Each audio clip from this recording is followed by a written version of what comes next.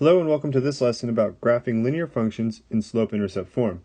The learning target for this video is being able to graph functions when they are presented in slope-intercept form.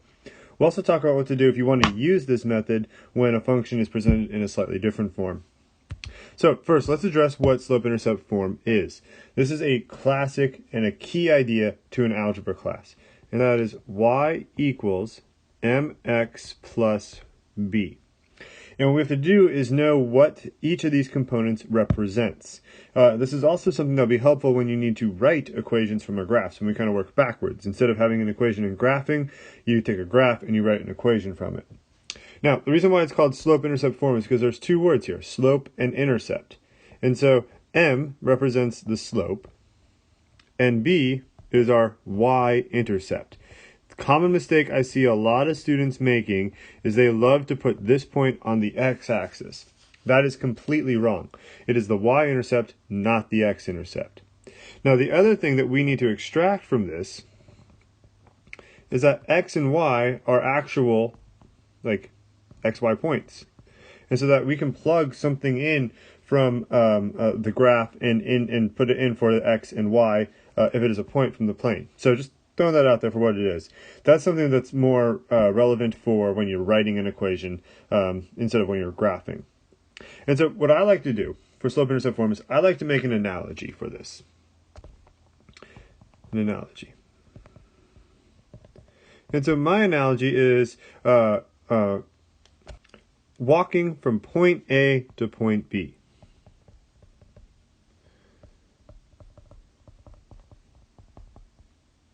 To point B. And so this can happen in a variety of different ways. Maybe you're on vacation, maybe you're downtown, maybe you're in your own neighborhood, and you're like, all right, I want to go from wherever I am to wherever I need to be. And maybe you take out your phone or your parents' phone and you look at your map app and you try to figure out, how do I get there? Well, you need two things. We need a starting point. And that is, where are you right now? You know, especially imagine like, you're on vacation, you're downtown, you're somewhere where you're not normal, or you're normally not there, and it's a little unfamiliar to you. So you have to, you're using a map app, and you have to find where you actually are. What's your starting point? Then, once you figure out where you're going, you need a bit of a direction. Okay, so how do I go there? Now there's two types of people. There are the people who are like, oh, just go north, go east, go west. And then there are other people who are like, don't use that. Tell me left, right, that kind of stuff. And if we think about this, these two things are given to us in slope-intercept form. Our starting point is B. Our direction is M. And with that, I just have to reiterate something I talk about a lot when we talk about slope, which is you have to know the different directions of slope. So keep in mind, if you have a positive slope, it goes like this. If you have a negative slope, it goes like that.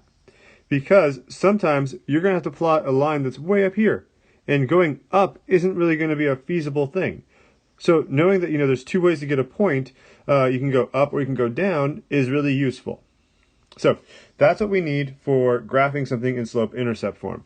We need to understand what we have, which is slope and an intercept, and how we use it. We will use our starting point, and then we will use the slope, aka the direction, to find a second point. And once we've done that, we've plotted we've made our graph. So let's look at some examples.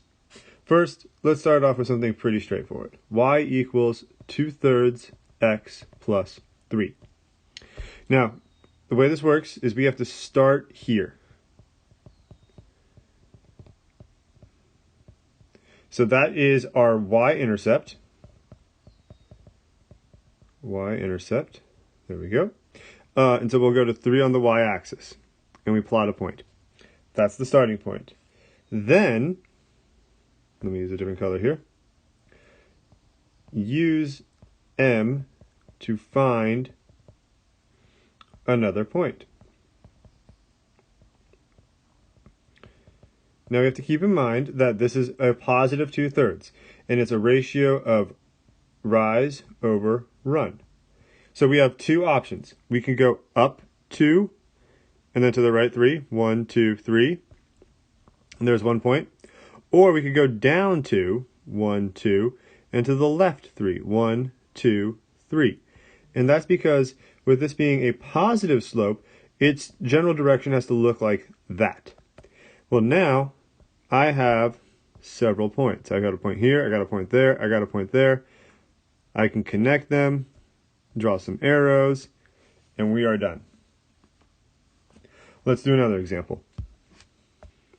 Let's say we have y equals negative 3x minus 5. So again, we will start here. And that is our y-intercept. And so you have to include the sign. So negative 5 is down there. Then use this, use to find another point. Now, something that confuses students a lot is when you take a look at negative 3, sometimes they'll just go like straight up. That's not what it is. Negative 3 is a negative slope, and so it's going to have this general direction. And what we need to do is write this as a rational number. Think of it as negative 3 over 1. So what that means is we all go up 1, 2, 3, and then to the left 1, so that we have that negative direction I referenced earlier. And if we needed to, we could go down 1, 2, 3, and to the right 1. And now we have our points.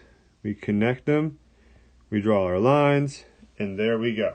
And make sure you put arrows on the end because this line goes on indefinitely. Okay, so a couple more examples. Okay, in this one, let's say we have y equals 2/7 x. All right, so this one is lacking an intercept. And so what this means is that b is 0. So if you do not see a number, if it's not written, sometimes occasionally textbooks or whatever will actually write in +0. That just means you're going to start at the origin. So that's your starting point. And then just keep in mind the ratio of rise over run. So these lines could look very different. Some could be really steep, some might not be steep at all. This is one that's not going to be that steep. We go, and it's positive, so it's got to go that general way, up 2 over 7. Plot the point. Up 2 or down 2 and then to the left 7. Connect those dots. Make sure to put arrows on them like that. Okay, now let's look at something where it's something I would call maybe like an extreme example of this. So let's say we have something like y equals 4x plus 10. Now this is why I really stress the idea of a slope has a direction. This is a positive slope, so it's going like this, meaning we can go up to the right or down to the left. And that's key because we're going to need that because we'll start at plus 10.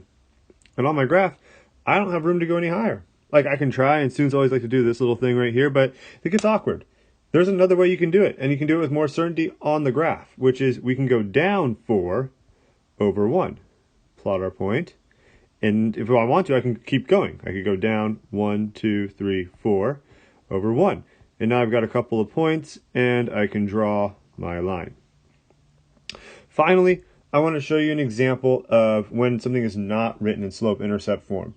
There are other ways you can, graph, but maybe you just feel the most comfortable. And so how do you do that? How do you take something that's not in slope-intercept form and get it there?